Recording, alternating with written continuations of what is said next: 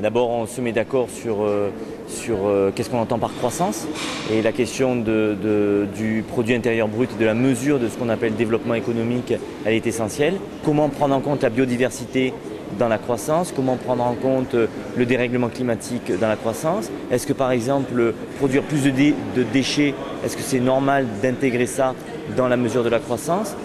Si on prend par exemple une économie insupportable au niveau social, en Midi-Pyrénées, c'est des écarts de revenus. La région Midi-Pyrénées, c'est la région qui est placée en 6e position dans les régions où les écarts de revenus sont les plus élevés. Donc ce n'est pas du tout satisfaisant.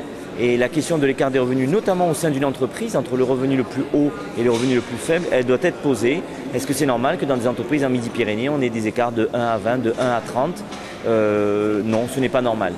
La deuxième chose, concernant également l'aspect social des choses, c'est que nous avons des entreprises, comme Freescale par exemple en ce moment sur Toulouse, qui jettent des hommes et des femmes à la rue. Tout ça pour permettre à des actionnaires d'empocher encore plus.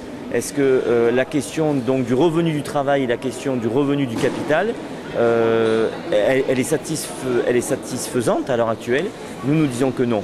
Donc ça, c'est la question sociale par rapport à l'économique. Et puis il y a également la question du poids de cette économie sur notre biodiversité, sur notre environnement. Et nous nous battons, en tout cas au niveau de France Nature Environnement Midi-Pyrénées, pour que les industriels, les entreprises respectent le code de l'environnement et arrêtent de polluer, pour qu'on arrête de construire des stations touristiques nouvelles sur les Pyrénées, sur le piémont pyrénéen, parce qu'on est en train de scier la branche sur laquelle on est assise.